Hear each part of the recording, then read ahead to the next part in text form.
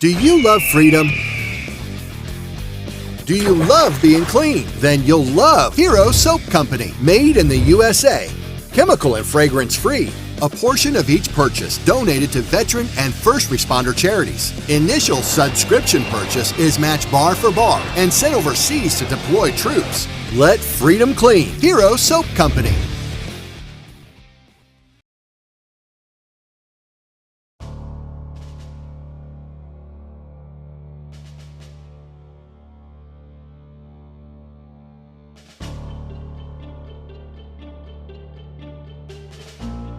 Welcome back to Beyond Classified. I am Chris Matthew, and with me as usual is Cory Hughes with another excellent presentation, putting together the pieces of this crazy JFK assassination puzzle that he has been working on for a few years now. Cory, how are you doing today?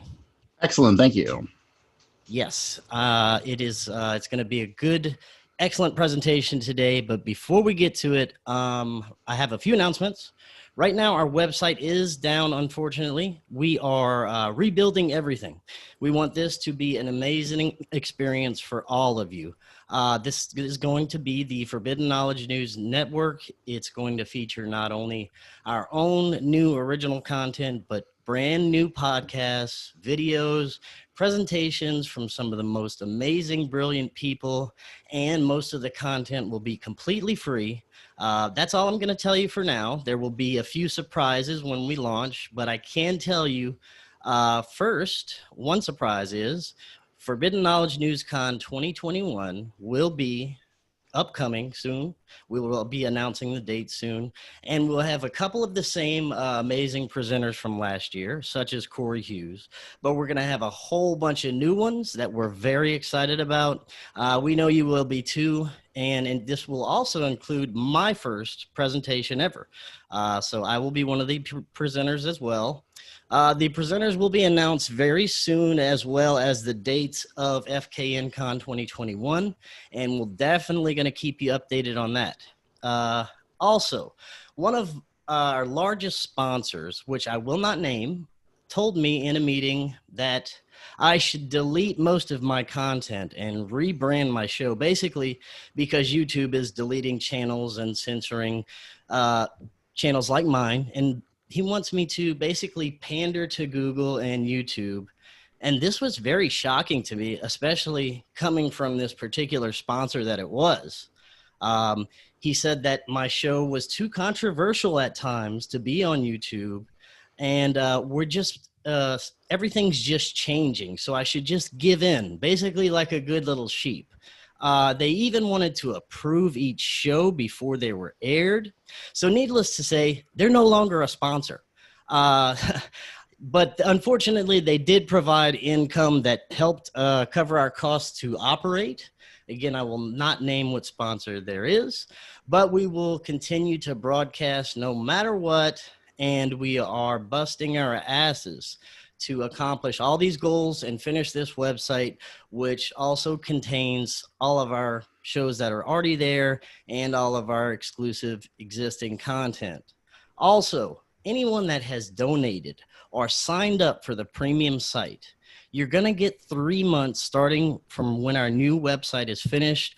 All current members are not being charged at this time. You're not going to be charged for this month. You're not going to be charged for anything until we have our new site up.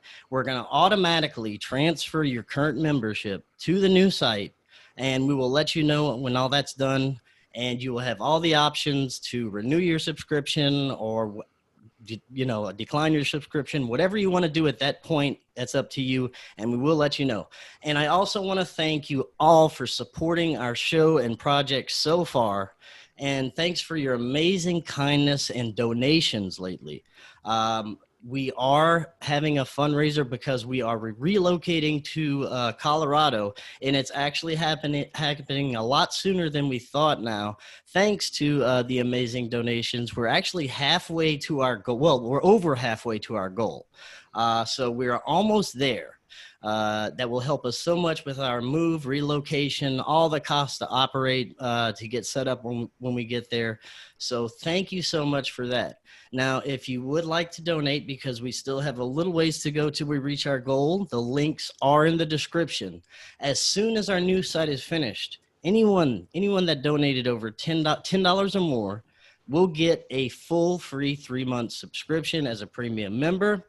Any donation of $25 or more, and you're going to be put on a list to receive Cory's upcoming book about the JFK assassination. It is going to be the definitive book, the only book you will ever need to read about the JFK assassination. Also, please subscribe on LBRY or library.com. It is our backup channel. It's our official backup channel. That's lbry.com. All the content is already there. You know, YouTube is deleting channels like mine every day. I could be gone anytime now. You could go to look for me one day and Forbidden Knowledge News won't be on YouTube. I'm expecting it to happen. So LBRY, completely free. It's an awesome platform. We chose this one because it runs the best and it's just amazing. So go check that out. We're already there. All the content's there, and be ready if we are booted off of YouTube. And you can always find us on all popular podcast platforms. We hopefully they won't be messing with those. We won't have to worry about it. So listen to us on all your popular podcast platforms, and leave a review on Apple. That's always really nice to get a cool review on Apple. All right. So today, Cory, the assassination of JFK was, of course, such a massive, compartmentalized operation with so many players and organizations involved that it can't even come close to be explained in one episode. That's why we have, like, I don't know how many episodes we've done so far, a lot. So we have a lot more to go. And you're also working on your book, which has a lot more information, which you can pre-order right now. That's coryhughes.org. Go there, check it out, pre-order the book. Tonight's presentation is about the Three Tramps, which, according to the narrative, were 3 men photographed by several Dallas area newspapers under police escort near the Texas School Book Depository shortly after the assassination of JFK. Since the mid-1960s, various allegations have been made about the identities of the men and their involvement in a conspiracy to kill Kennedy. So, Cory, we need to find out, where are we going to start with the Three Tramps? Okay, the Three Tramps are very important because there's been much speculation over who they were. There was a report in the 90s, they identified them. That was untrue. And so basically, it's just another layer of the obfuscation that was put forth in the Kennedy assassination. And of course, the Three Tramps are extremely important. I'm not going to go deep into the connections of the men and who they actually were. That would take another show in and of itself. So basically, I'm going to cover the official story, what the reality is, what the documents say.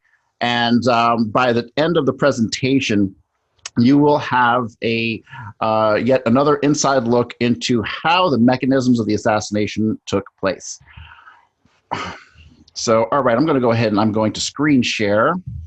And before I actually get started, I want to just clarify that, not that this really needed clarification, but when people talk about a conspiracy that involved hundreds of people and it's, you couldn't pull it off and all this, they could never organize on that kind of large scale to agree to kill Kennedy. That just goes to show how really people understand how the global power structure works. There are conspiracies happening as we speak that involve thousands of people from different nations, different organizations, and they all seem to connect through this veil of intelligence. Intelligence is really the most important aspect of anything that goes on in government, because in the modern era, the intelligence community controls the government. Now, of course, the intelligence community has their own masters who they answer to, but make no doubt about it, there's not a single intelligence agency involved in this global fascist cabal that is loyal to the nation under which they are stationed, right? So,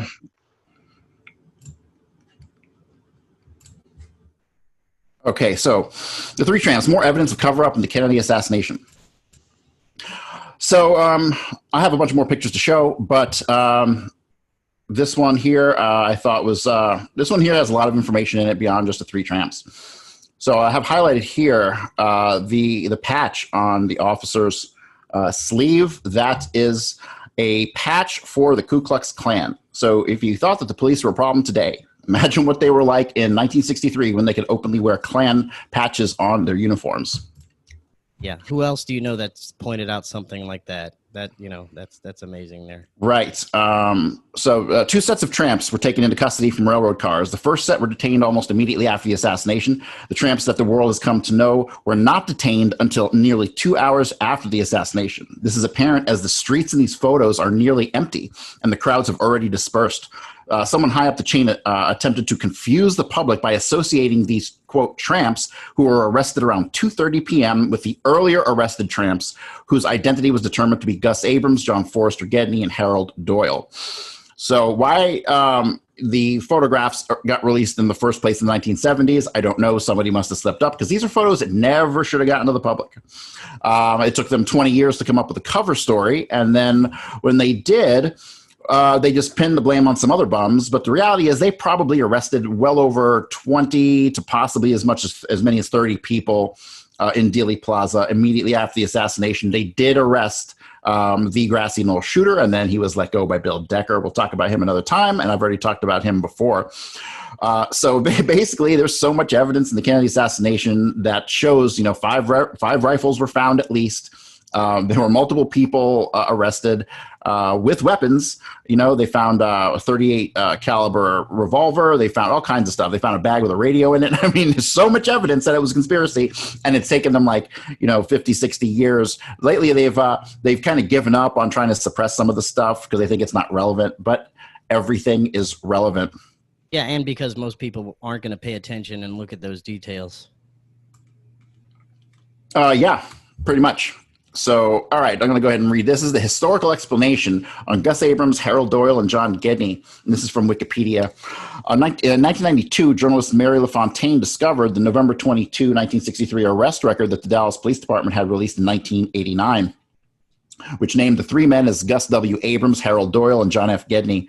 According to the arrest reports, the three men were taken off a boxcar in the railroad yards right after President Kennedy was shot, detained as investigative prisoners, described as unemployed and passing through Dallas, then released 4 days later. An immediate search for the three men by the FBI and others was prompted by an article by Ray and Mary LaFontaine on the front page of the February 9, 1992 Houston Post.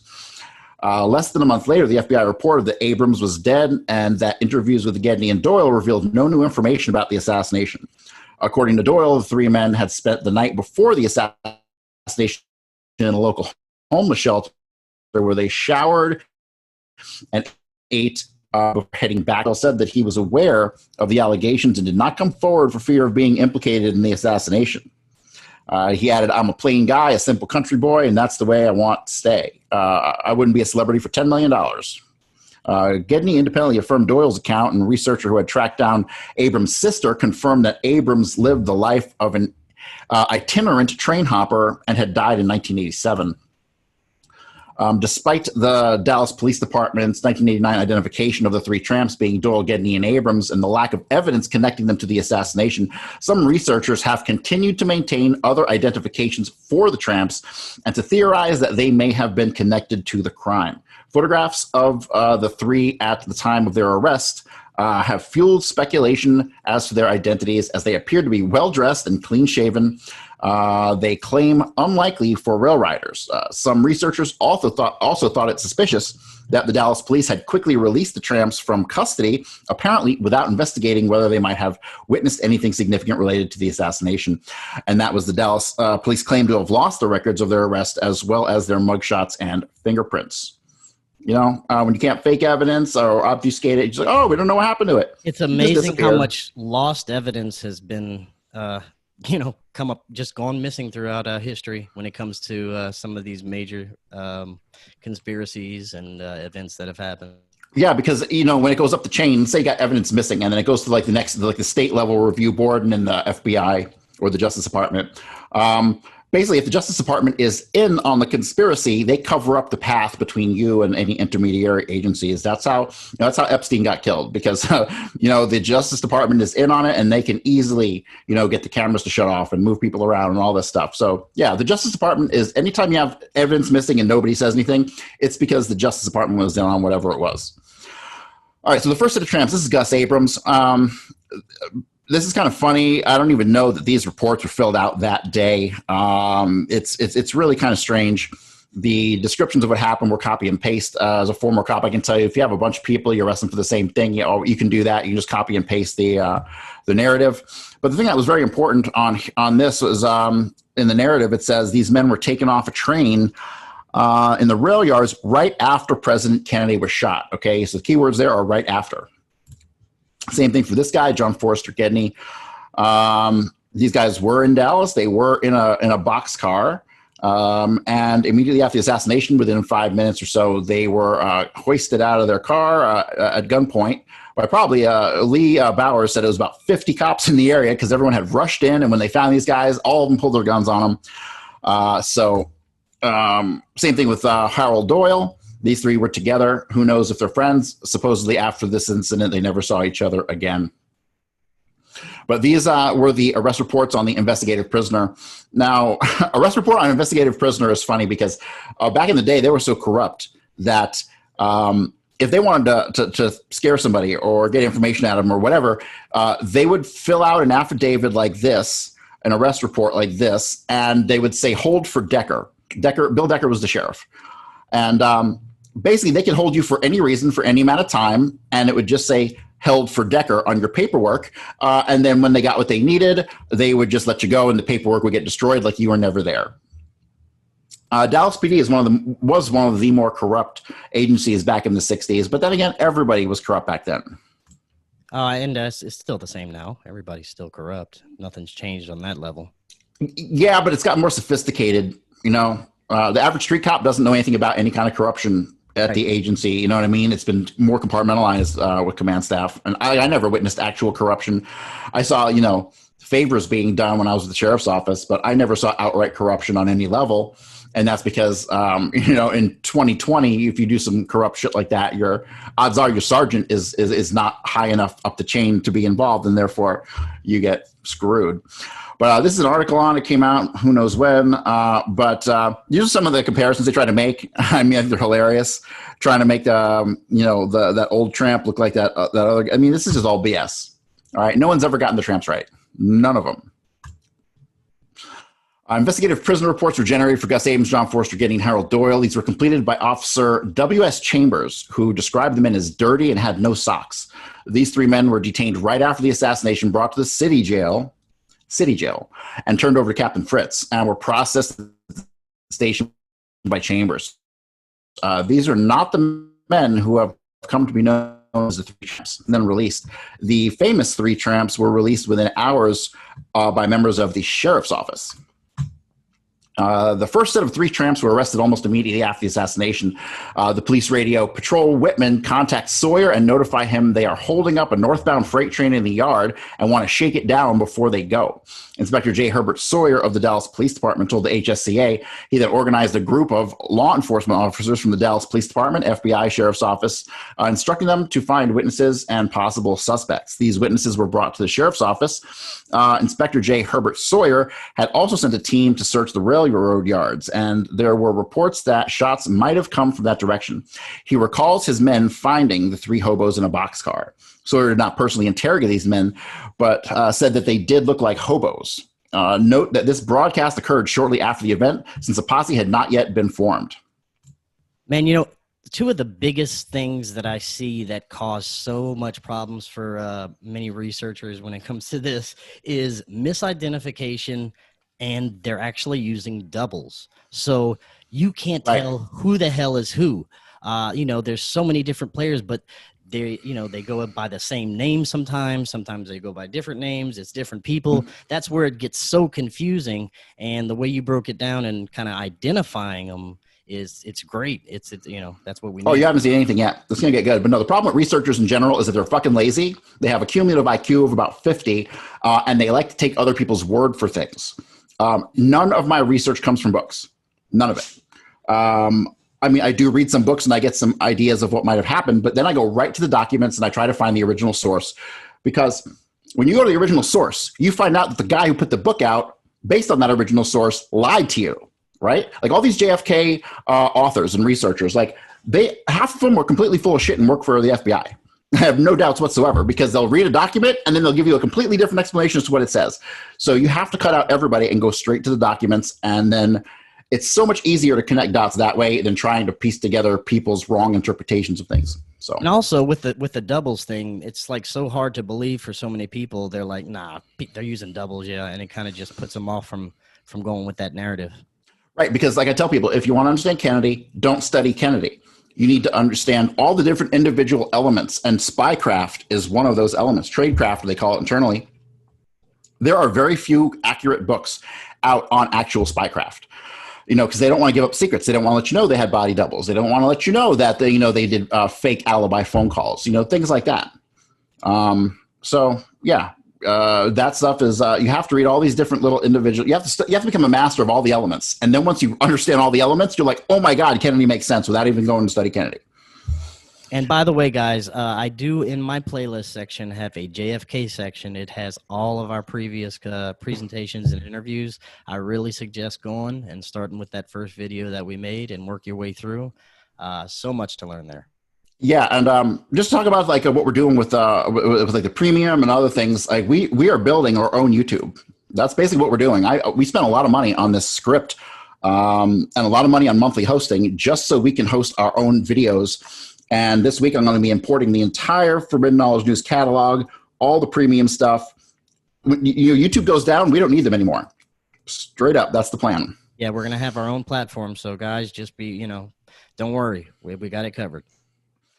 All right, so Lee Bowers recalled, since there was the possibility that someone could have climbed aboard this freight primarily, I stopped the train and gave him a chance to examine it and to be sure that there was no one on it, okay? So I need to reiterate, Lee Bowers is the tower man, all right? His statements to the Warren Commission and Dallas Police Department that day have been censored, and he was intimidated into not telling what he really saw. But he told mostly truths. Here, he says that he stopped the train specifically just so they could shake it down and see if there was anyone on it.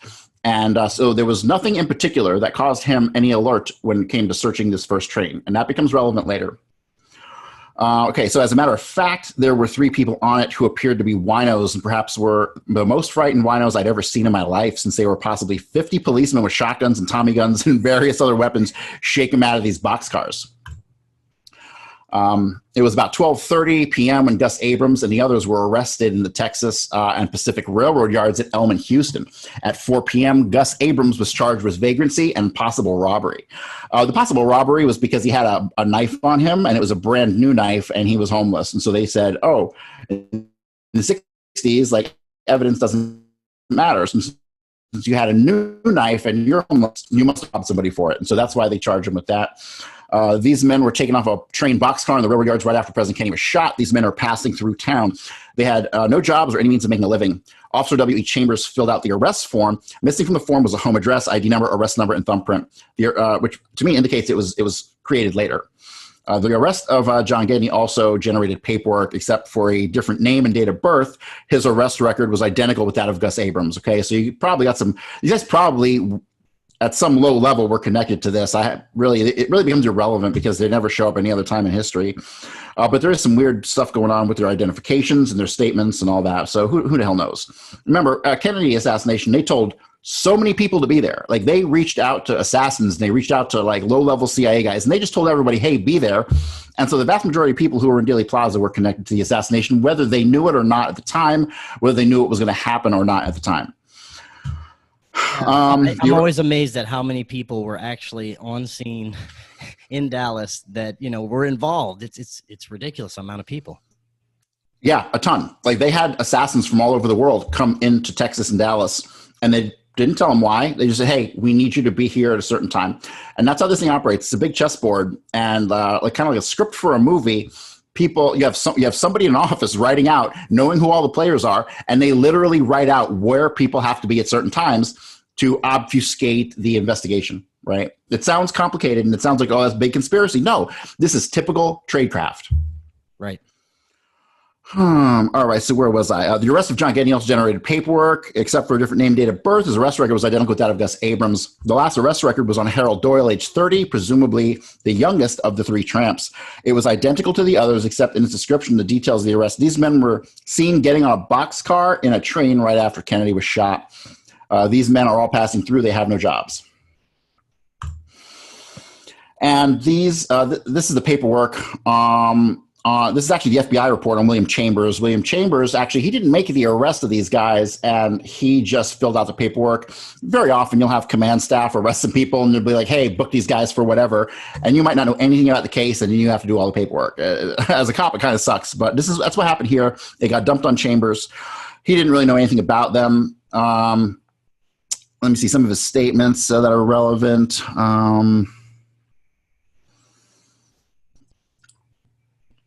Chambers described the hobos as dirty, noted that they were not wearing socks and their clothes did not appear to be clean. Because all three of the individuals were in the office at one time, Chambers chose only to elicit general information from the three individuals. Chambers indicated that their answers to questions were confusing and not consistent. By way of example, Chambers indicated that their stories to where they came from and where they were headed differed from individual to individual. So during the course of the interview of the three, Grinnell came into Captain Jones' office for a minute and discussed the possibility of conducting a gunpowder test on the hands of the hobos. Later, Captain Jones came into the office and advised Chambers that they had arrested the individual who shot Officer Tippett, and that he was he was the one who had also shot the president. Chambers then advised the three individuals, "You're free to go." The three then left the office, and Chambers never saw them again. So we have some conflicting information here because when you go back and look at those reports, it's got Chambers' name on it. He says it was his handwriting. He filled them out. But then again, he says that that they're free to go. Now, if this was an irrelevant, let's say this is a totally irrelevant incident, not seemingly connected to Kennedy at this point in time in his mind, and you go back and interview him 20 years later as to what he did, honestly, I'm surprised he remembered it at all because of everything else that was going on that day. So when he says that he just let him go, and then next thing you know, they're booked in jail, he's just obviously mistaken. I've been questioned about things that had happened like 5 years previously when I was a cop. I had zero recollection of any of it, that's not really much of an indication of like a cover up there. Let me see. Chambers indicated he did not recognize the three names on the arrest reports, but indicated that the three individuals he interviewed would recall some specific details about the interview. Okay, a while later, City Dallas policemen came to our office with three prisoners arrested on the railroad yard. I took these three to the city jail and turned them over to Captain Fritz, and that was a report written by Deputy Elkins at the sheriff's office. So this is where things kind of get confusing because you have the Dallas Police Department and then you have the Dallas Sheriff, right? So when you're looking at police reports and you're looking at evidence and who had what and what prisoner, you're really at times I would confuse myself by mixing up these agencies and where to look for stuff, so acknowledging that you have two separate law enforcement agencies in Dallas, both are corrupt, both are connected to, the heads of these agencies, like Captain Fritz and Bill Decker was the sheriff. Like they're all connected through the district attorney's office, and they were all friends too. And the district attorney was completely corrupt, and they were all in on one big Dallas county-wide shakedown of people who were competing with their gangster affiliates. Dallas is so fucked up.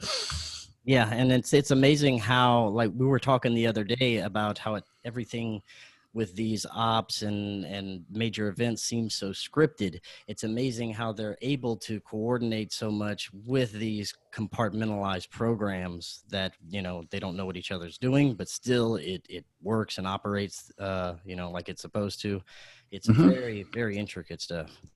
Right, and you got to think, if you want to control any particular entity or organization within a state, all you got to do is control the governor, so you can get whatever you want done in any particular state by controlling one guy, because that guy will go into wherever he needs something done and be like, hey, I need this done. And they'll be like, no, okay, you're not getting 10 million in revenue next year. And guess what? that shit gets done, even if the person at the agency is not corrupt. That's how this stuff works. It's very easy. The blackmail game and bribery and all that stuff is rampant.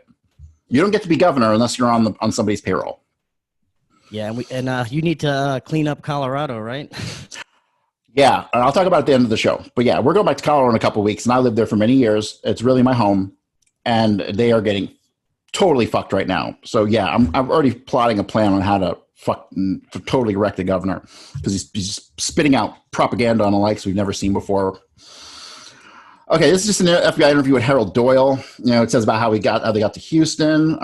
There's some conflicting information about what they did, why they did it. So they're obviously connected somehow to people in the assassination on a very low level. They in particular are nobody special. Let me see. Doyle advised that all three were convicted of vagrancy and sentenced to 6 days in jail. However, the jails were filled, and he only spent 2 or 3 days in jail, and he was released. So this is very important, because the two things you need to take away from all this are they were arrested right after the assassination, right? So like 12:35-ish, and then they spent a bunch of days in jail. That's the key takeaways from these schmucks who got rolled into this somehow. This is the interview with John Forster Gidney. Gidney said that he observed Lee Harvey Oswald when they first came into the Dallas jail. Now, he doesn't specify the city jail or the county jail. And if he were to see Oswald got picked up at 2 o'clock, and he got shuffled right to interrogation rooms, right? So I don't know how Gidney could have observed Oswald after 2 o'clock. It must have been more like after, goddamn, I don't even know if it was possible. They had him stashed away. So there's some bullshit here. Maybe he's just trying to get himself in the loop. I have no idea. The initial set of tramps, it's rather, their stories don't make sense, and they're nobody important. So it really is like, why would they even bother saying stuff like this? This is just more information on Gidney. So the first set of tramps, this is what we have. We have W.S. Chambers was told to guard the three men approximately 1 hour after Kennedy was shot. So it was about 1:30, because he said he spent about 40 minutes. He was the book depository, and then he bounced over to the hospital, and then he gets back, and he said he got back to the police department around 40 minutes after Kennedy got killed. And I figure it would take him 10, 15, 20 minutes to get to where he's going to guard the prisoner. So I figure at the latest, 1:30 p.m., he's guarding these three men. Captain Jones described the men as dirty and smelly with no socks, and they weren't clean. Detective Grinnell wanted to do the gunshot residue tests on them. And then Harold Doyle said they were book convicted and sentenced and did 2 or 3 days. And then Captain Fritz took custody of the 3 hobos. Now, Captain Fritz taking custody of the 3 hobos does not really jive with what Chambers said, how he said he let them go. But, I'm just going to chalk that off to, nothing overly important. Now, second set of tramps. The second set of tramps are the tramps that everyone knows as the Three Tramps. So after the arrest of Gus Abrams, John Forster Gidney, and Harold Doyle, numerous officers and agents searched the railroad cars for additional subjects and weapons, but the search turned up nothing. The search was called off around 1:55 p.m. So they tore apart that railroad yard for hour and a half after Kennedy was shot, as they should have. One of the big things that people say is, they were immediately in the railroad yard right after the assassination. How is it they didn't bust anybody or arrest anybody who was connected? Well, the answer is they did. And I'll talk about that briefly at the end of the show. So if you look here, this is a cut highlighted in red here. This is from the police department radio logs. And the call to go to the train yard came in at 1:57. So after the initial search was called off, an hour and a half after those 3 schmucks got arrested, you've got them dispatching cops again out to the railroad yard. It says, Patrolman G.W. Temple and R.E. Vaughn, we have information from the agent out here at TNP, said that the train is stopped on the overpass, and the triple overpass, and that there was a person jumping at the 9th boxcar from the front engine. Okay, so that report came in from Lee Bowers, who was the tower man. Remember, Lee Bowers initially had stated on the other train, he said that he stopped it so they could, search it and feel it out and see if anybody was in there. This is a different statement from him indicating that somebody was jumping at the 9th boxcar from the front engine. Okay, so you have 2 different statements from Lee Bowers. Each one corresponds with a different train and a different set of tramps. The first 3 subjects, Gus Abrams, John Forster Gidney, and Harold Doyle, had been found in a standard flatbed rail car. After the additional search was called off, Lee Bowers, a railroad tower witness who had seen two men behind the picket fence before the shooting, alerted police that he had seen a man jumping at the 9th boxcar from the engine and that he had stopped the train on top of the triple overpass. He stated that, and of course the little faces are over my shit and I can't read it, but I'm pretty sure it says he stated the man is hiding in a grain car. Inspector J. Herbert Sawyer assigned D.V. Harkness and a few other officers to some freight cars that were leaving the yard. D.V. Harkness was asked by this researcher about how long after the assassination did you search that train? D.V. Harkness responded, "Oh, it was quite a while, quite a time after that. They just didn't have anything leaving the freight yard until after they gave the all clear." So here I can already see them starting to kind of like try to meld these two stories together, because Sawyer was involved in both of these apprehensions of these subjects, right? Even though he wasn't there, he was a supervisor. He was aware that a call went out at 12:30 and another call went out at 1:57. Yeah. And there's so many of these little side stories like the Three Tramps that are hard to understand when you can't see the bigger picture and you haven't gotten the previous information. So, it's very important that people, brush up on the basics before, they start looking at this stuff. It may be very confusing for some people because there was so much involved and some things that may not seem important to some people were actually played a huge role in the operation. Yep. When asked where the freight had been positioned during assassination, D.V. Harkness replied it was in the railroad yards right adjacent to the railroad yards when it happened. Tape recorded interview with Harkness. D.V. Harkness told the HSCA either Inspector Herbert Sawyer or Lumpkin gave him an assignment to search the railroad cars, and he helped rouse the Three Tramps. He did not know their names or what had happened to them. So there are some other researchers who have tried to put Harkness with the initial set of tramps. They said there were two sets of tramps, but then they got them all wrong on who was where. For good reason. Like, there was a lot of the statements made by the cops who were involved, particularly the cops who were involved with these second set of tramps. They're very conflicting, and you can tell that they were coached on what to say.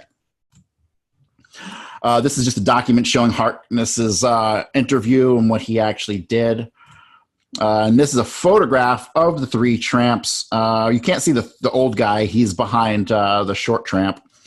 But this photograph has gotten a lot of kind of scrutiny. People seem to think that this man walking the opposite direction is Ed Lansdale.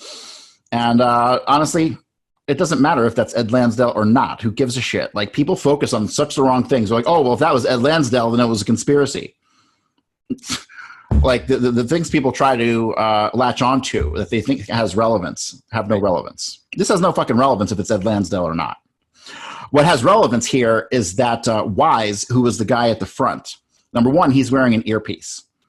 Dallas Police Department didn't have earpieces. In 1963, an earpiece for a freaking radio was like, us having like a spaceship. They just didn't have that kind of stuff. That was super advanced technology. Then you have the tall tramp. Their clothes are fairly clean, suit jackets. They don't look dirty. Yeah, they don't look like hobos. Right. They all got boots on. And you see that cop on the left-hand side? That's not a cop, okay? Nobody's been able to identify that guy. And his uniform doesn't fit, which is the biggest clue right there. Yeah, that's the first thing I noticed. His uniform is not fitting correctly. Right. No agency would ever issue you a uniform that didn't fit. Look at the front guy.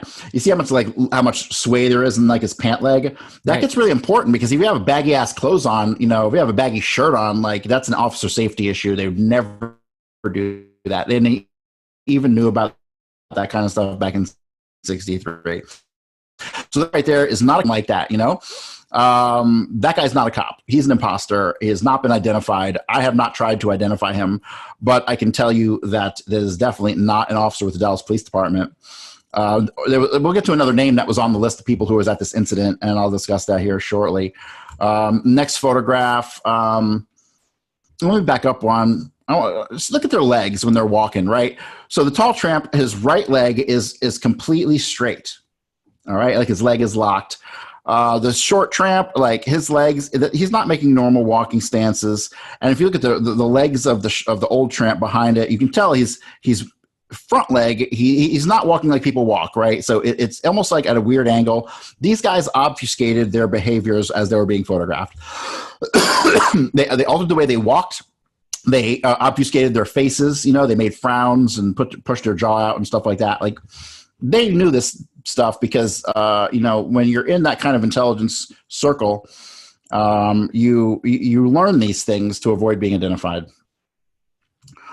So now, this is just a kind of brief side question. We were talking about this the other day. The information that came out when Trump released the JFK documents, I had asked you how much of it that contained really good information, and you actually said that there was more than a lot of people realized that came from it. Is there any information that you've obtained from those documents that you're using in recent presentations? If it wasn't for those documents that came out in 2017, I wouldn't know shit, because the single most important document that was released was Lumpkin, or his name was They called him Lummy. He was like a captain or a higher up at Dallas. His notes on who he talked to that day were released, and that's got names on there. Ooh, that puts people in Dealey Plaza as under aliases, who I was able to determine the aliases of who they really were. And yeah, so Lumpkin's notes are fucking crucial. A lot of things. Everything on Larry Floor came out in that. They have no idea what they dumped. And that's the thing. That's the problem when you hold documents for 50, 60 years. The schmucks releasing them didn't read them, and they don't understand the implications of something even so minor. You know, they can have the smallest little thing, one name, even a first name, can start a whole row of dominoes falling on solving things. And yeah, anyone who thinks that anyone who tells you the 2017 document dump didn't do anything is a moron. I've read 40,000 pages of Kennedy documents. I see connections that no one else sees because I've read so many goddamn documents. I know guys who it's so funny because I get criticism from guys who have been like, oh, I've been researching this since 1970. That's not something to brag about. If you've been researching this for 40, 50 years and you ain't solved shit, you're a fucking idiot. All right. I cracked this in 18 months. With documents that came out in 2017, so I have no respect for Kennedy researchers across the board. And all the good ones, they're dead. All the good ones are dead. All right, let me see. Next one. Here I zoomed in. Something weird's going on with the back of this guy's neck, the guy who can't see his face. He's got that ring on. His wife said that was Ed Lenzel's wife said it was him. Who the hell knows? Who cares? But it looks like he's got some wire around his neck. I can't really tell. There's definitely obfuscation on these photographs. Penn Jones, who I'm convinced worked for the CIA, because he kept trying to steer key witnesses into different, identifying different people, and he was wrong on all of them. I'm sorry, I totally forgot what I was talking about. But anyway, this guy over here, it doesn't matter if he's Ed Lansdale or not. But Penn Jones. He said there was some brush strokes, and he found brush strokes when he had the photographs analyzed, and I don't doubt that. Because the Tramps' hair is sometimes they reversed photographs and they cut and pasted hair and did whatever they could do to obfuscate who these guys were. I'm pretty sure one of the pictures they pasted a different nose on the guy, so it's all kinds of jacked up. And the techniques of photo alteration back in 73 or 76 when the photos were released, it was terrible. They didn't have Photoshop, They literally had to go in and paint stuff onto pictures. And by the way, everyone, we have we're not mentioned the election at all, but at the end of the show, we will discuss it very. I'm going to tell you who won the election: Netanyahu. Okay, so you can all stop worrying about it now. Right? Yeah, exactly. We'll touch on that a little at the end, but go ahead. All right, so look at Wise. He's got that thing hanging out of his ear. I mean, when he was confronted after this, he said that he had an ear infection and he had a wad of cotton in his ear, and it might have unraveled and was hanging from his ear. That's one of the worst stories I've heard. Wow, man, that's amazing. Look at that. That's an earpiece. The Dallas Police Department didn't have earpieces. He was definitely in on it. And when he was questioned years later, he demanded money for his interview. Obviously because he's broke now, or he's dead now, but at the time. This picture's pretty interesting. There was some good information in this picture if you know what to look for. All right, so it's a couple little things. This is a horrible resolution, but the woman on the left, I thought this was pretty fascinating. You see she's got a little name tag, a little white square name tag. You see the guy on on the right, he's got another little name tag on there also, right? So allegedly that was to identify them because they had some sort of event going on at some business. But I also found that guy on the right at Kennedy's funeral. So I'm pretty sure he was Secret Service. If you'll notice, the old tramp is obfuscating his face. He's making a face because he doesn't want to be photographed. Right. Oh, and the woman on the left, she was captured in 2 or 3 photographs, and she was captured on video. In all of them, she covers her face with her hand. So who knows? Something fishy up there. I'm sure there is. And one thing I thought was also fascinating is that the jacket she's carrying is it's like a pink polka dot jacket. And if you know anything about the Robert Kennedy assassination, they got the girl in the polka dot dress, which really was more myth and obfuscation than anything else. But I thought that was pretty interesting. She had a polka dot jacket. The arrows here I have on the right side, the top people suspect that might have been Oswald. And I do have to admit, it does kind of have the overall general like gait and visage of Oswald. But by this time, 2:30-something, Oswald was already in custody. Unless they did a switcheroo with him and one of the 7 other Oswalds. And this short guy on the right, now that's a guy because women didn't wear pants back then. They always wore dresses. And so that's a guy, no idea who the hell it is. Looks like it's about 3'8", you know. So just more weird mysteries that we'll never really know the answer to. I'd say probably most of the people that you see in the Dealey Plaza photographs, like no one's identified. A lot of them have stayed off the radar. Okay. It's still information that no one else has presented before, and eventually it could lead to, you know, more answers. Yeah, more answers that unfortunately won't ever change anything because our governments are all corrupt and they're in on it. So the red square, I have some better resolution photographs. I just couldn't find them at the time. So they walk past the front of the book depository, and it looks like there's a guy right there in a white shirt getting detained. It looks like the cops are putting him in the car. And the woman who covered her face is standing there and like out of concern is what I kind of got from it. But yeah, in the background of these photos, there's always some good stuff going on. There's always people who haven't been identified.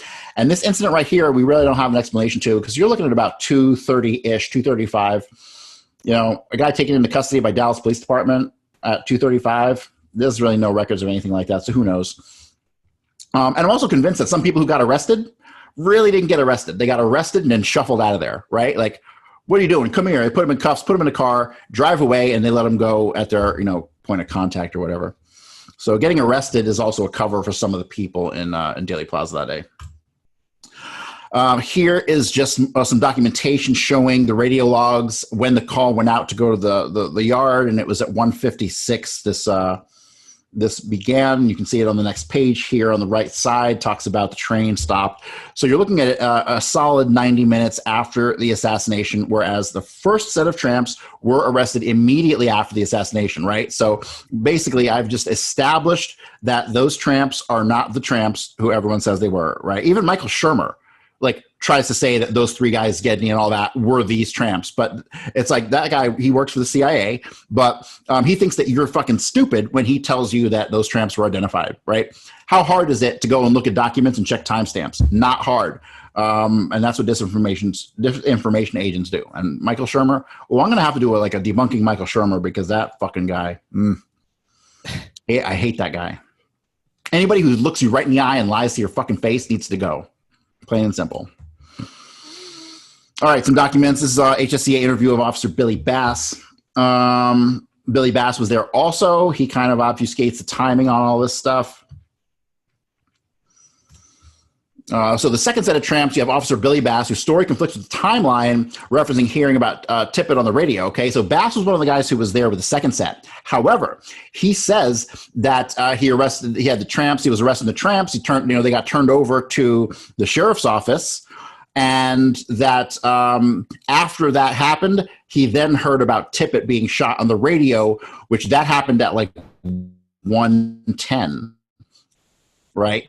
So he's lying about hearing Tipp's earlier tramps, but he was not involved with those earlier tramps.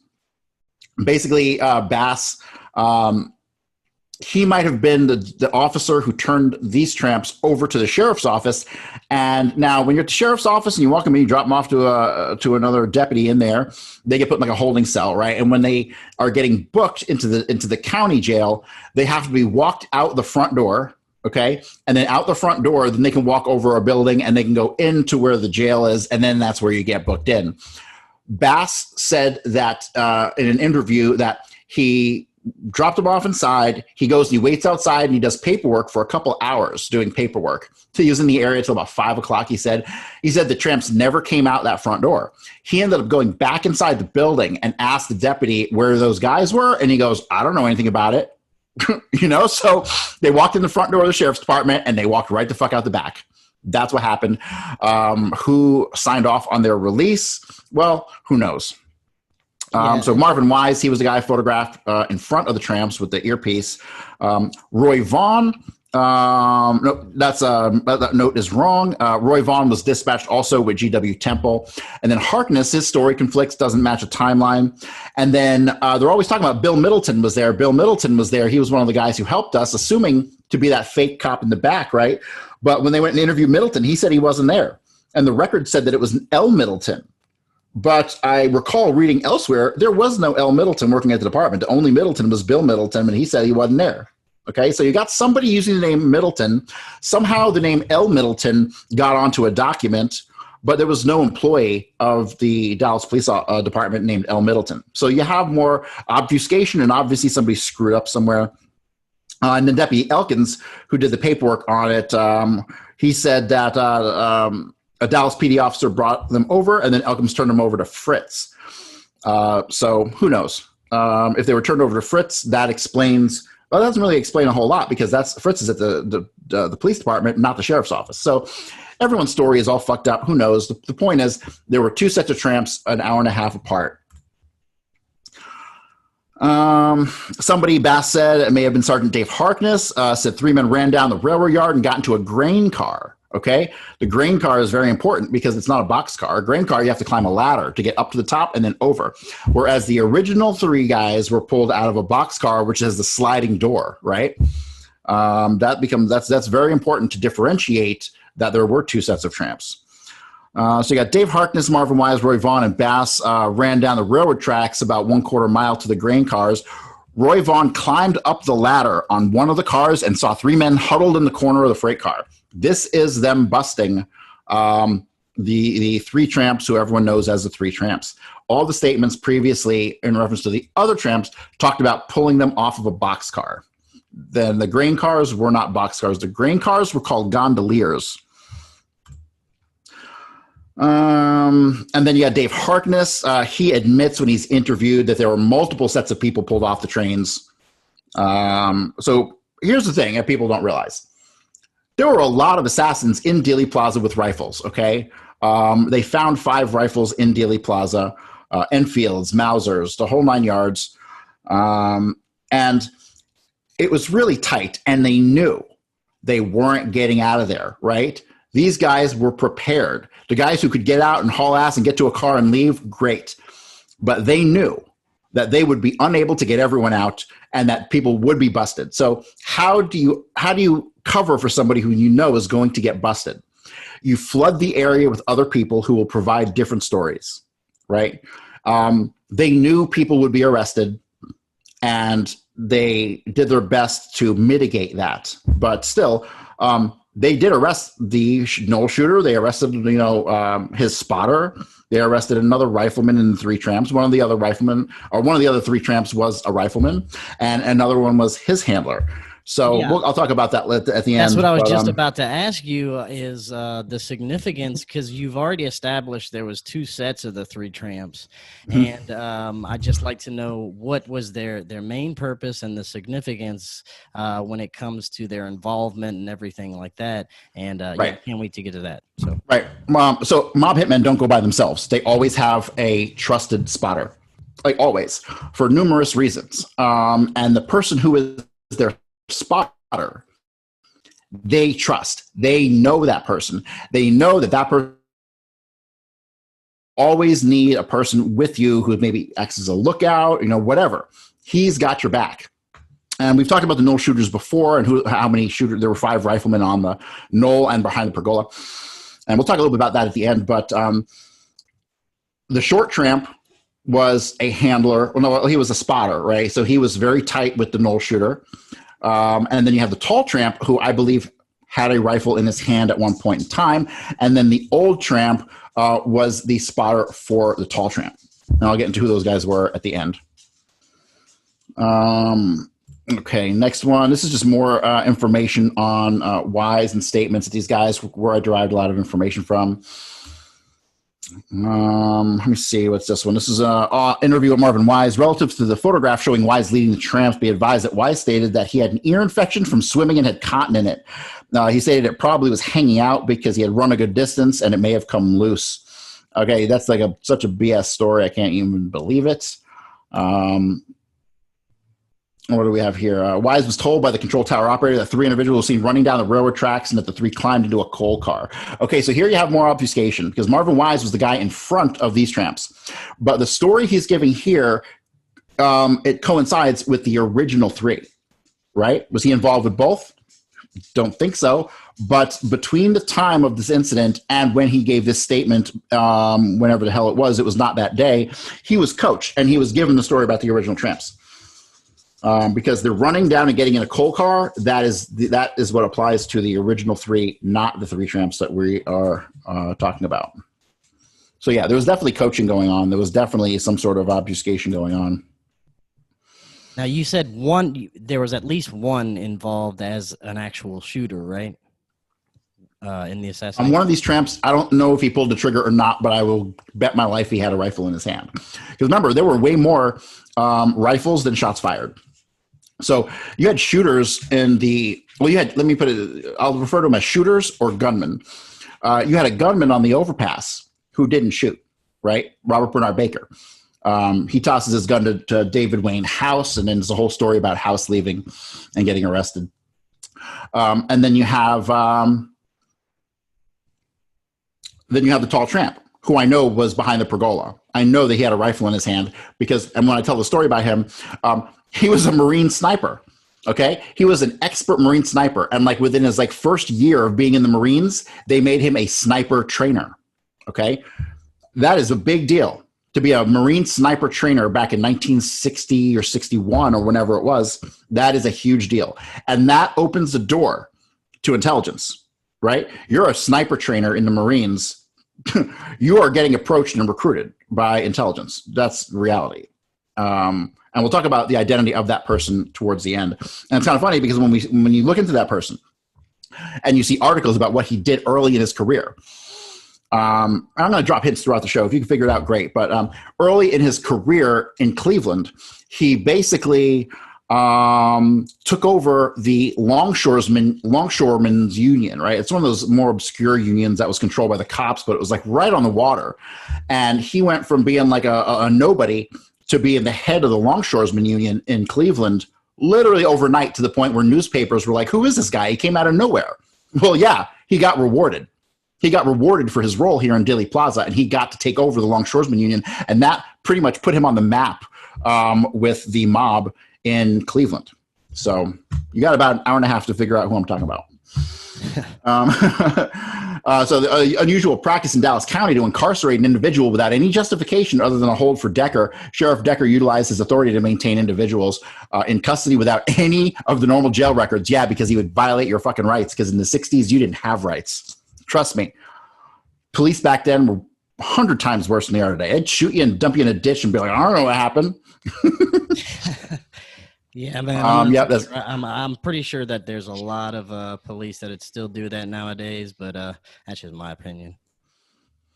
Harder to get away with these days, man, because everyone's got a phone with a camera and well, yeah, that's why all this is coming out right now. But yeah, you're right. Yeah. This is more statements from Wise.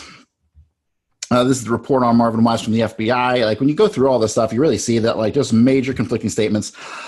And they know things they shouldn't know in reference to the first 3 tramps being arrested. So it's a hell of an assassination. It's going to take me the rest of my life to go through all the relevant documents.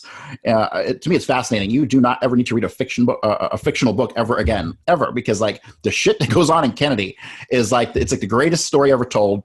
And it's a choose your own adventure book because you can go wherever you want with the documents. It is seriously, literally, if I could quit everything I'm doing and just read documents all day long and write about it, that's what I do in a heartbeat. But that doesn't pay much. Yeah, unfortunately.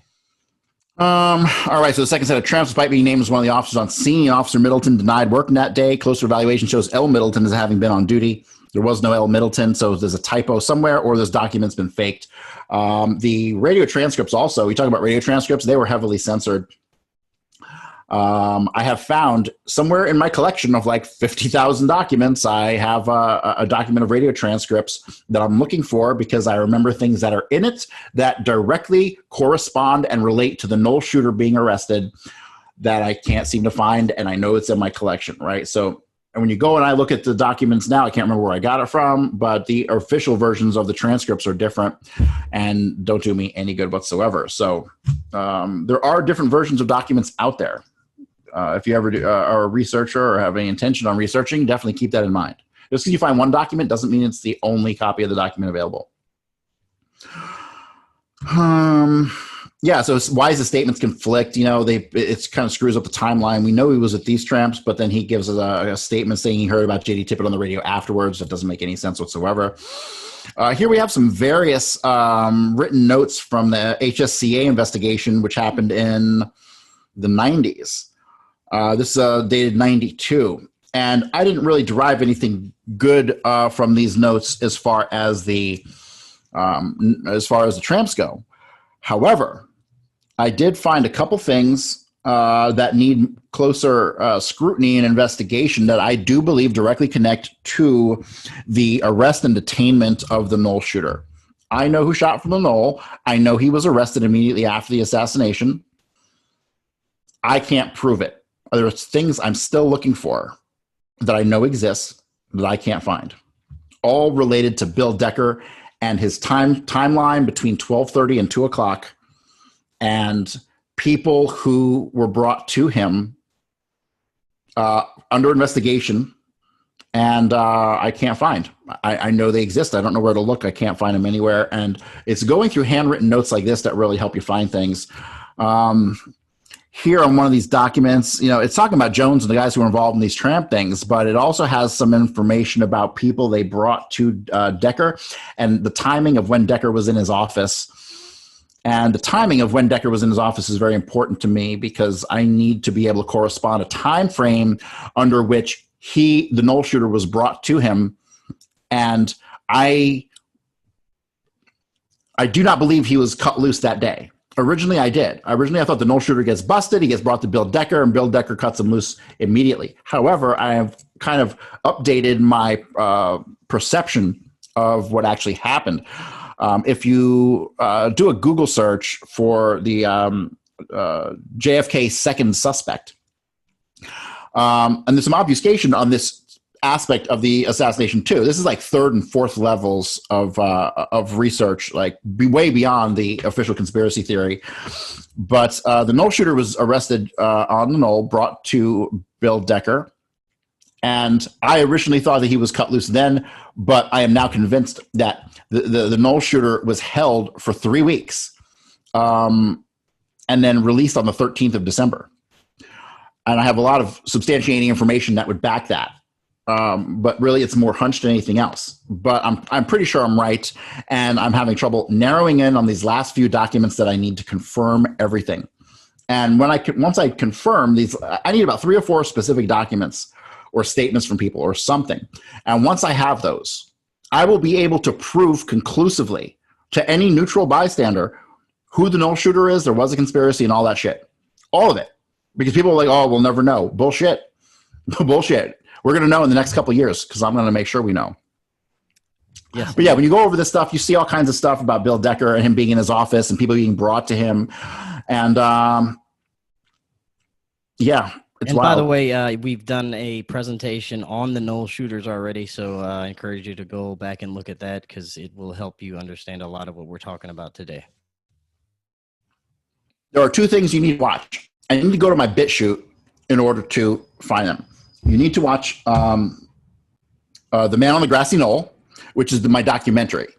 It's documentary style. But ironically, it doesn't talk about the Grassy Knoll shooter at all. You know, I probably should have named it something else, but it's too late now.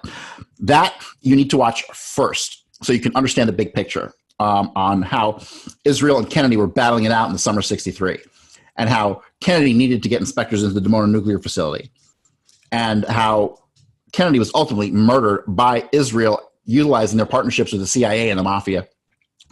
The mafia to pull the triggers and the CIA to cover it up and misdirect people. Because that's what the CIA does, misdirection over everything else. So you have to watch that documentary first. It's about 2 hours, 2.5 hours.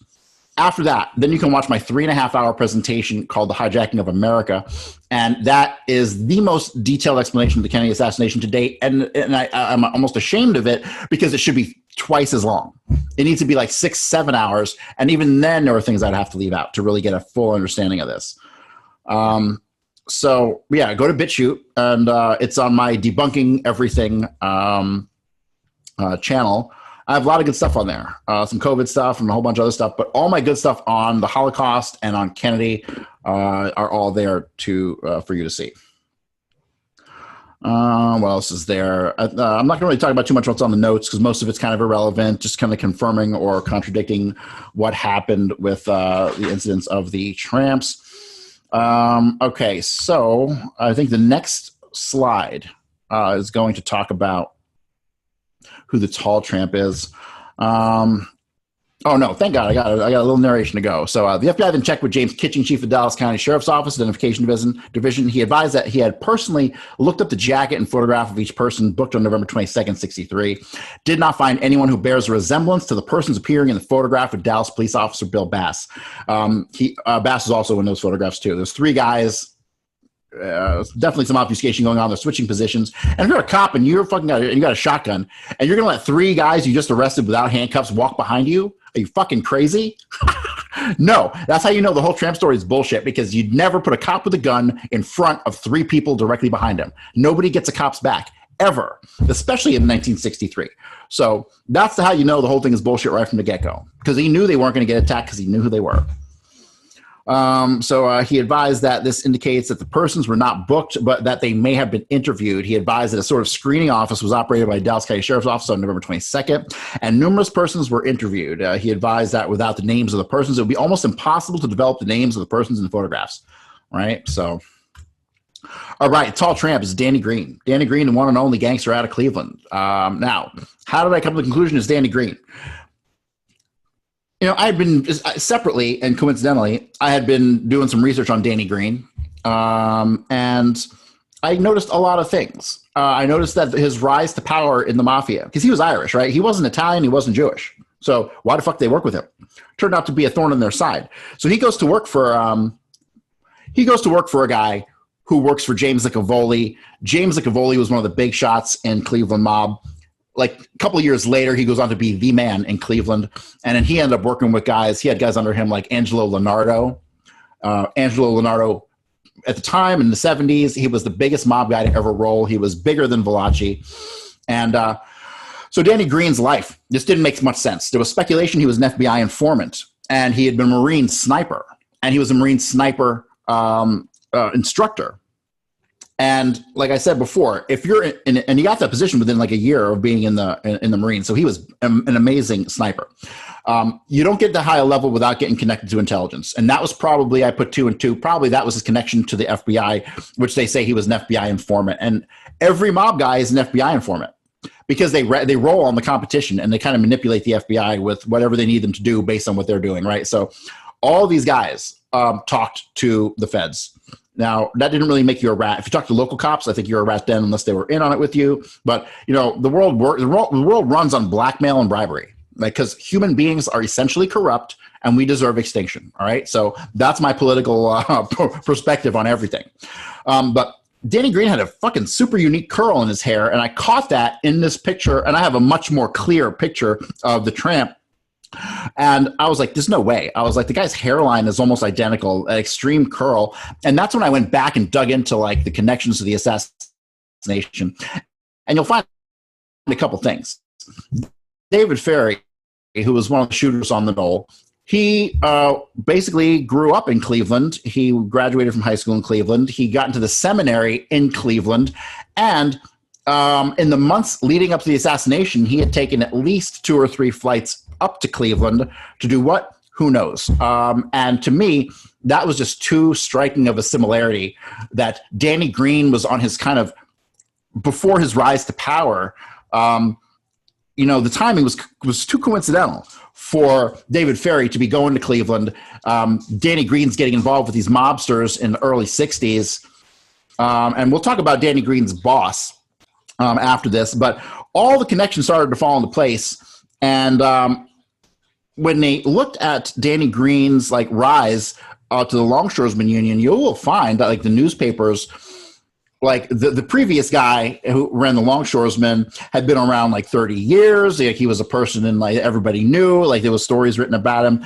And then all of a sudden, like skipping all the ranks, Danny Green takes over the Longshoresmen. That was gifted to him. Everybody who was involved as a shooter or on the shooting team kind of got rewarded, with the exception of David Ferry. David Ferry got screwed. And man, he gets screwed. He feels he gets screwed. He was actually one of the shooters on the Knoll who pulled the trigger, hit Kennedy. And I think he felt like he didn't do anything. He didn't get rewarded, right? And so he ends up blackmailing Carlos Marcello for $50,000. And he takes that money and he opens a fucking gas station, right? You're going to blackmail Carlos Marcello, you better take that money and disappear off the planet because he will find you. And that's probably exactly what happened when he died. But yeah, so Danny Green, he's rewarded as as a shooter with the Longshoresmen, and he maintains his relationships with the FBI and intelligence and all this stuff, right? So these guys can be mobsters and FBI informants and CIA agents, and some of them Mossad, and never have a conflict of interest. Never. That's one of the weirdest things about it. But there is a lot more circumstantial evidence that puts Danny Green behind the pergola, right? That curl is amazing. That curl in his hair is very distinct. Very distinct. I mean, yeah. And I have another picture of the tramp, and it's much clearer than this. Someone took like a high-res photo, and they did a high-res zoom, and yeah, I'm convinced it was him. And their head is at a slightly different angle, right? But I took these photographs and threw them into Photoshop and made them transparent and lined them up. 100% of all the features correspond, all of them. The ears, the nose, the placement of the eyes, everything. It all corresponded. So, yeah. And that explains Danny Green's rise to power afterwards. You got schmucks out there still thinking it's Frank Sturgis or, the list of people that they say were the tramps. So Frank Sturgis, not one of the tramps, definitely in Dealey Plaza. Okay. E. Howard Hunt, definitely not one of the tramps, but definitely was in Dealey Plaza, right? So they're naming people as these people that are trying to put in Dealey Plaza. A lot of this stuff was pushed by Penn Jones and these early investigators. And man, in the beginning, I'm telling you, half of those damn investigators in the beginning worked for the FBI or the CIA, and their entire goal was to steer you away from the real answers. All right, next one. Leo Masseri. Leo Masseri was Danny Green's boss in Cleveland. He was a longtime assassin, very well respected. And he was good friends with Angelo Leonardo. And for a while, I thought Leonardo would have been in Dealey Plaza, but that guy's 6'8" or something, really big guy, very distinct look. I haven't had any evidence that he was in Dealey Plaza at all, but I do have meetings with him and Licavoli and a bunch of these guys up in Cleveland and Philadelphia. And so the thing that really caught my attention initially was his lips, right? Look at the picture on the right. He's making that face, and he got some big old lips. And Leo Masseri, his nickname was Lips because he had some big old fat lips. All right. It's not a whole lot to go on, but it's an indicator, right? So how many indicators do you need corresponding things before you're yeah, I believe that's him? Well, I had enough with Leo Masseri for sure, because Leo Masseri was Danny Green's boss. That corresponds. Then you got Chauncey Holt. Now, here's the thing. These guys, sometimes when they come forward and they tell you the truth about something, they also perpetuate lies. Okay. And it's kind of hard to discern which are which. But Chauncey Holt was most likely one of the guys out on the street corner with Oswald in New Orleans in that famous photo. However, Chauncey Holt claimed to be the old tramp. And when he's interviewed why he was, hey, you're just not coming forward at 80 years old saying you're the old tramp, which is clearly not, because he was only in his 30s. This guy is way older than that. He straight up says, well, I needed to deflect attention away from E. Howard Hunt because he didn't deserve that. He did not need to have that attached to him. So he's I was the old tramp. It was not Howard, and that's kind of the angle he took. But he was just covering for him, right? It wasn't him. E. Howard Hunt was not the old tramp. Chauncey Holt was not the old tramp. He was just trying to deflect that attention away from him.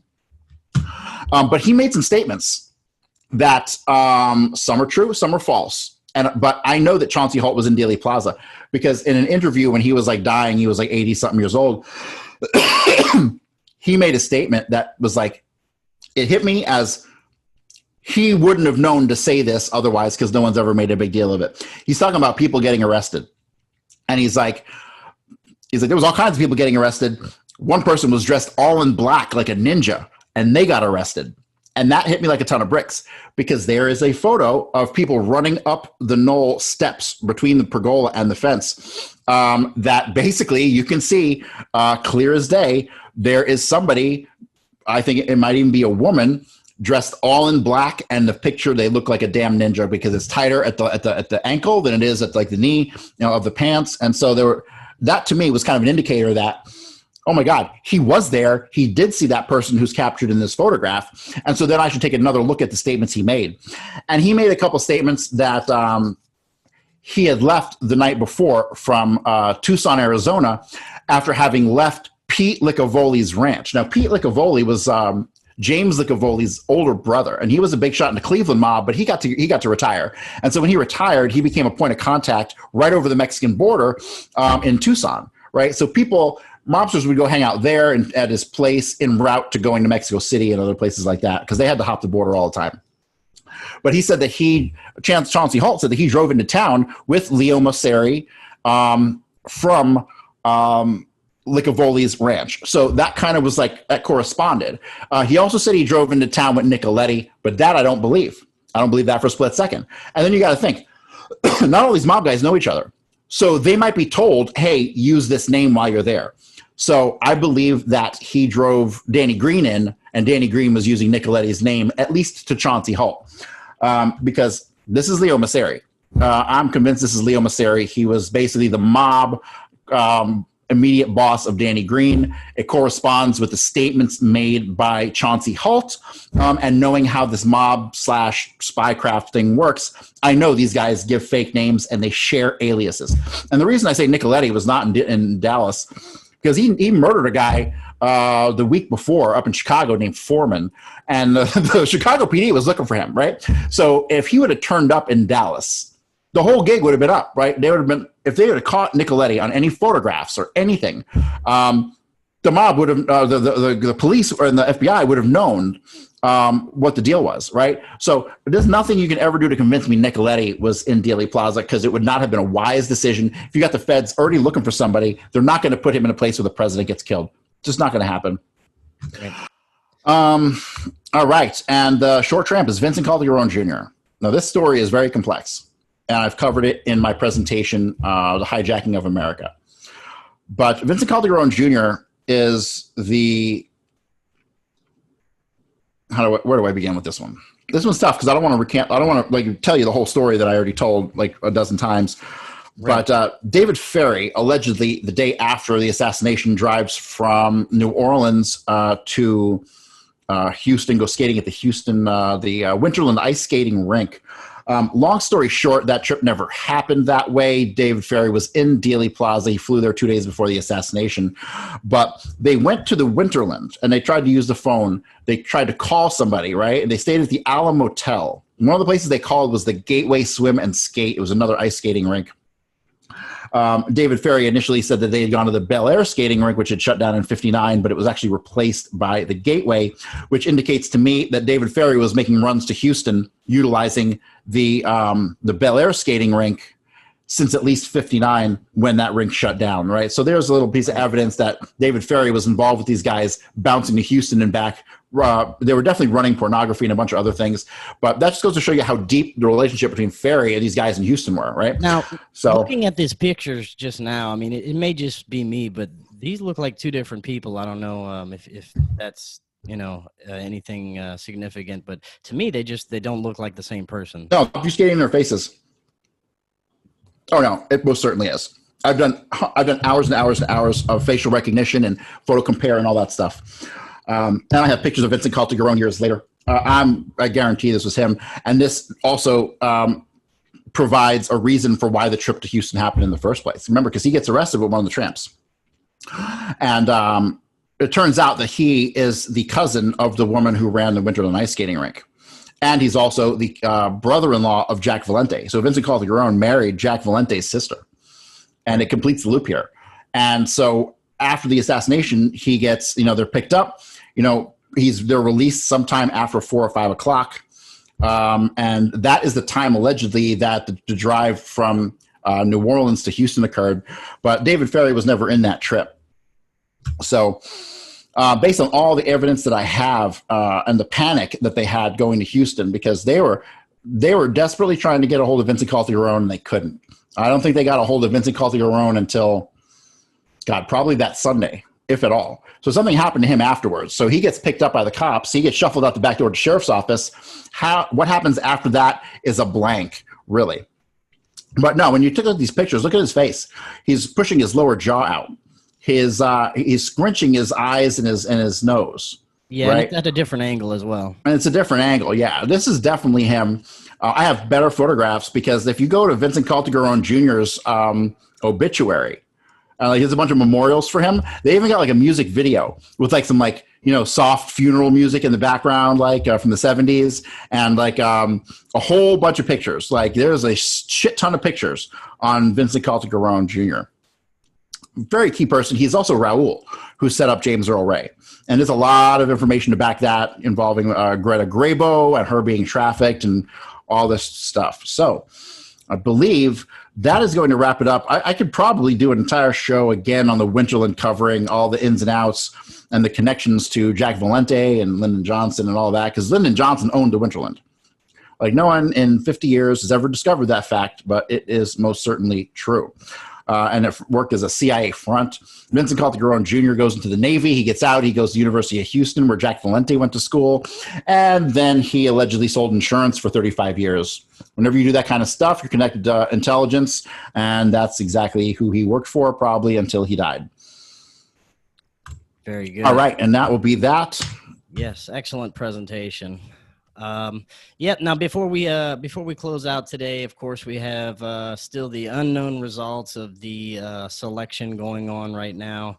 I just wanted to give a brief kind of opinion of mine about what's going on. You know, I still think that none of these clowns up there are going to help our country at all. But as of now, it looks like Biden's in the lead somehow, and which is very concerning to me, because although I don't trust either of them, and I wouldn't back or vote for either of them, I think we are on a much faster track for self-destruction if Biden gets into office than with Trump. But that's just my personal opinion on it. It just really worries me that if this pedophile gets in office, that we're on a fast track to some major bad things in the future. What do you think about that, Cory, before we close out? They're both directly connected to the mob. You know, Biden is deeply connected to the Boston Mafia, and his son is also connected to the Boston Mafia. And Trump worked with the Genovese family. He laundered money for them when he had Trump Tower built, paid 3 times the going rate for concrete to build the building. You don't do that unless you're laundering money. I mean, we have a government that is directly connected and run by the cabal that was established post-1945, the deal with Reinhard Gehlen, the Zionists, the OSS, and that's pretty much who runs the world today, you know, right. and the remnants of the Nazis, but you never hear about them. And I have a feeling that they have much more of a grasp on things than people think the Nazis the war ended and the Nazis disappeared. Yeah, bullshit. The Gehlen organization worked with the CIA. God, I have evidence of them working with the CIA as late as like 76, 77. So they were around 30 years after the war ended. They still flying Nazi flags down in Argentina. But they have drifted from the conversation. I guess that they were the easiest ones to cover up. And so here's another thing I want to point out. Like, people are like, well, how do these people get together? They got like secret couriers or, you know, their own technology. No. These people form companies, and they have all the people involved in whatever activity they're doing on the board of directors. So you might have a company that doesn't do shit ever, but their board of directors meets 3 times a year. You know, what are they talking about? Right. I wonder. You know, I found on the Recording Industry Association of America, the people who controlled the music industry in the 1990s, had freaking Jack Valente and Charles Bronfman on the board of directors. Charles Bronfman, who basically funded the Nexium sex cult, funded the assassination, involved with human trafficking, and Jack Valente, who was the Knoll shooter, sitting on the board of directors of the Recording Industry Association of America. Okay? Yeah. Our institutions are corrupt to the highest degree. Yeah, we were talking about this the other day about how much Hollywood is involved with the CIA, and it's my personal belief that Hollywood pretty much scripts our lives. Any major event that happens, they're using these Hollywood writers to help them, plan these sick, fucked up things that they are doing to our planet, and man, it's disgusting at the levels that these people are going to go to destroy the planet. But like I said, I don't know. I don't support either of these candidates, but I think that I'm a little bit more concerned about Biden being more of a fast track to dystopia. But that's just me. Yeah, if you want some really good information on Biden, go to ancreport.com. Ryan Dawson is probably the world expert on the Biden family. He's got all kinds of maps and associations and connections, and he's got all kinds of stuff on Biden. Biden, way worse than Trump. Way worse than Trump. Yeah. For reasons that people will mostly deny and never understand. But yeah, he's connected to human trafficking, he's connected to the mob, he's connected to the Russian mob. His son got a $1 million a year job, a no-show job. He doesn't have to show up and he gets $80,000 a month. That was the deal in the Ukraine with that company.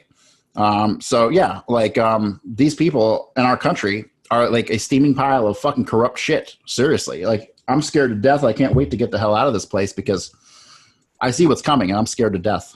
Yeah, it is very concerning. But Cory, another excellent presentation, and I do have another show tonight at 8:30. I'll have Ken Swartz, and we will be discussing, hopefully, if the election has resolved by that time. We'll be discussing the results and a little bit about our possible future that we could be looking towards, which is either way, it's terrifying to me. But we'll be taking a look at that later. And once again, thank you all for watching. And until tonight, everyone have an excellent evening.